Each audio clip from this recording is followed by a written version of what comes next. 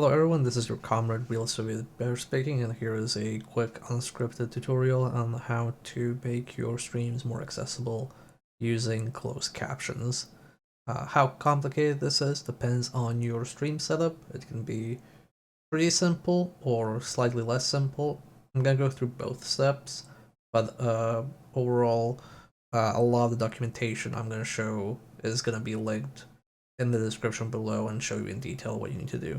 So I'm gonna go with the simple one. The simple one is, hey, I have streams up and I stream alone. I don't have other people in. I want to have a closed caption so people can understand me. If you're doing that, that's fairly simple. Um, you need to go to this address on GitHub, OBS Captions plugin, and there is a very detailed explanation of what this is.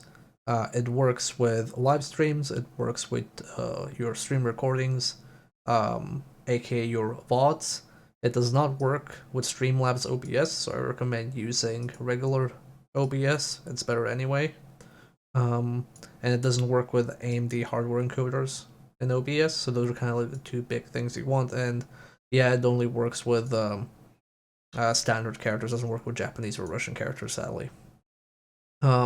Here's a quick installation on how you install it. It is very, very, very simple. Literally a 2-minute job. There's screenshots and everything to guide you.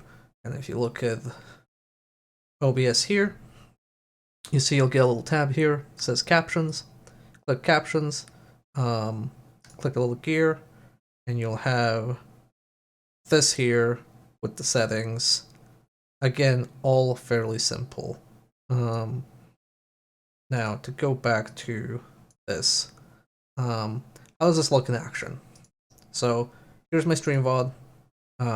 This is me streaming solo. So if I play this, you will see... Actually, you know, I'm not okay. I'm gonna mute myself. See here, you can actually see my captions as I speak.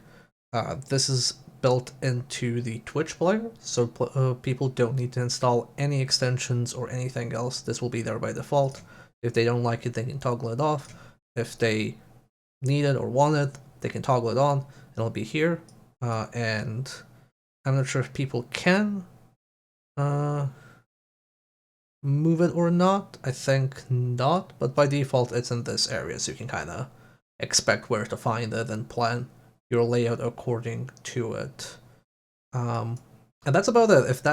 If you stream solo, that's literally all you need. If you don't stream solo, it gets a smidge more complicated because you'd want to do a few things. So first off, if you have guests, if you don't have any special setup and you have guests, as you see here, this is my desktop audio. So people, and this is my mic audio. So people will be heard by default through your desktop audio, not through your mic audio. And that means that unless you set the captions to capture everything, only you'll be heard. But if you set to capture everything, it will capture games as well. And you don't really want that, because it'll be a mess and it'll be impossible to follow.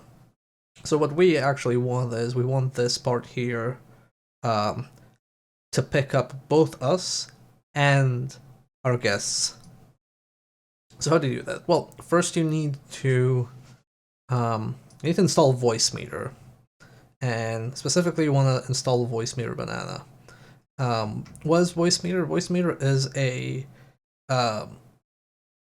basically a virtual cable audio software. It kind of like, imagine like, you know, those hardware mixers, except it's virtual and it's all fake, and it creates virtual cables. And what it will let you, what the essential end result of having this is directing all audio from mics into this. What this does essentially is, with the proper setup, you will be able to basically tell Voicemeeter, hey, I want anything I hear on Discord and anything that comes from my mic to all go here, whereas everything else goes here on desktop audio. So this is what Voicemeeter looks like in practice. You see, as I'm talking here, this is where I'm speaking. This is where my guests are speaking, and this is my desktop audio. Um, this is the mic I'm using, and this is where the device in which speakers on Discord are heard. Now, I cannot explain this in a simple way, but there is this very good thread by Bear Pegman. It's Guide, Voice Meter, and You, Partners in Audio on the Let's Play Zone. And it goes in very, very big detail on how to set this up. So that includes how do I install it, how it should look, what your audio settings need to be, um, like literally everything step by step. It also shows what your Skype setup needs to be and what your Discord setup needs to be. Also has some notes to updates as well that happen, what your OBS setup needs to be. Everything's here. It's very finicky, but if you follow these instructions, you should be fine. Honestly, I've been using Voicemeeter for a while, and I fear it and respect it, and hopefully never have to touch any of the settings. And the few times my settings have reset, I have gone to this thread, and I will link this thread in the video description below, together with Voicemeeter. So once you have that, we've solved this issue. Like all audio is now coming through here. All the speakers will be heard, and all of their stuff will be captioned. Now, here's the second issue you have. The second issue you have is because everybody's speaking here,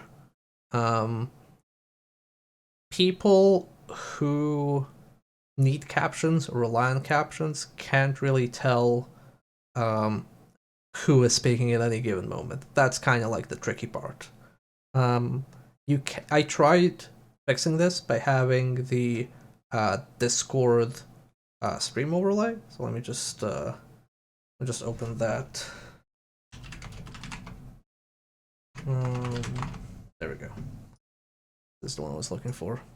Okay, so here's the issue with the OBS Discord overlay. You can use that, but this is very subtle. You can see it's lighting up here as I'm talking, and you can put that, in any corner of your stream. You can even put it over on next to the captions, but it'll be harder for people to follow. Maybe you can make it work. I haven't been able to make it work. In terms of actually being effective and serving its purpose. So what I've done instead was I have set it up so that when different people are speaking, different avatars for them light up. So as you can see here, I am here. There are 3 people in this corner. You can have also 1 person, 2 people, however much you want to actually set up. And here's how that looks in action. So you can see that while I'm talking, the captions are moving, and then somebody else starts talking, their captions will be moving, so people can kind of tell, oh, okay, this person is speaking, and not this person. Obviously, people talking over each other, it's going to be less effective, but hopefully you don't have people talking over each other. So how do you do this part, right? This is the part that's tricky. Well, I'm linking to another guide because people have already done this work, so you don't really have to listen to me. Basically, there's this person, Jin. I think I pronounced that right. They did a very straightforward guide. You have a video guide here. You have a text guide here. Literally screenshot by screenshot by screenshot, and they have even gotten as far as to just let you link the images you need, Discord ID, and it'll generate it properly. And here's where you can support them for doing a good job. Now, how that actually works is, if you go here, you can see I have a guests folder, and that guest folder has different people in. And I've kind of relegated them to the corner here of my screen. And essentially what you can do is you can just toggle it all on, and then whenever somebody joins the Discord channel that they're in, the image will appear. You might need to reposition it, obviously, because sometimes some people will join, sometimes other people will join. But in general, their avatar is there if they're in the voice chat. It's not if they're not, because what this is essentially doing, it's replacing the Discord overlay with custom images. Now, what I also do is, if people don't have their own images, I have these temporary avatars here, which is, in this case, this bear here. So I have it there, and what you can then do is just, somebody joins, you can copy their Discord ID, and you can just paste it in here. And that placeholder avatar will serve its purpose for them. So why go through all of this? Well, essentially, at least from my point of view, this is not too much work, right? Like, the bare minimum, this, it's very easy to do. It's just like a few minutes. Um, if you want to do this, if you have multiple speakers, it's a bit more fiddly because you want to install Voice Meter, which, I also generally recommend you use this for streaming because, like, if all your audio is going here and you want to mute people, you won't have, you can still, like, play, background music or something like that. Whereas if you don't have Voice Meter or any way of mixing all voice chat to go to one line, you'll have to mute everything so the mic isn't picking up your gets either. But this essentially helps people who aren't able to follow uh, for whatever reason to read the captions. It also helps them tie together who's speaking when. Again, this part is a bit more involved, but with these guides, it's very, very, very simple to set up. Like, I had zero issues, and I usually have technical issues with all sorts of crap. So go into the video description below, check the links, check the guides. I recommend you add this to your Twitch channels because it's low effort. Of course, the captions are not perfect. You know, like, just seeing here, I am pretty sure I didn't say exactly this, but it's, for most part, people who rely on these kind of captions are kind of used to it, and they can kind of figure out what you're trying to say in most cases, and if not, they'll just ask. But yeah, that's essentially it. If you have any questions, just ask in the comments below. But again, that's simple. I recommend you add to your stream because, the more inclusive your stream is, the more people you have watching, and the more people you have watching, the bigger your stream gets. Good luck.